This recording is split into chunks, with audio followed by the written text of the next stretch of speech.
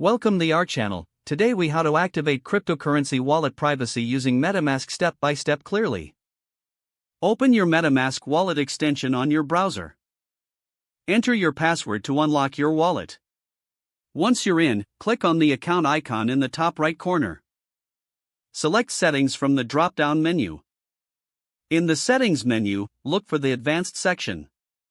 Click on Advanced to access further options. Scroll down to find the Privacy settings. Click on Privacy to expand the options available. Toggle on the option for Automatically lock the wallet after. Set the desired time interval for automatic locking. Next, go back to the main settings menu and select Security and Privacy. Review the options for transaction privacy. Enable features such as prevent the display of recent transactions. This setting helps maintain your transactional privacy. Enable the hide tokens option if you wish to keep your asset holdings private.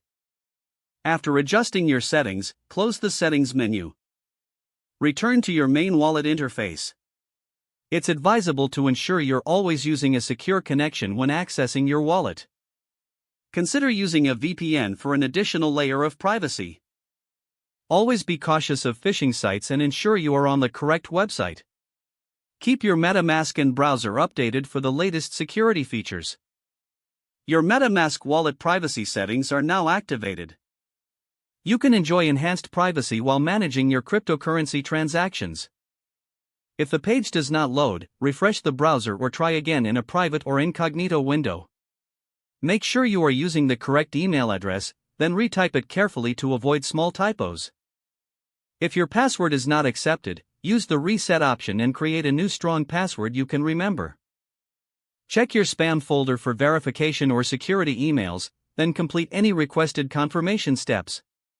Enable two-factor authentication if available to improve account security and reduce unauthorized access risk.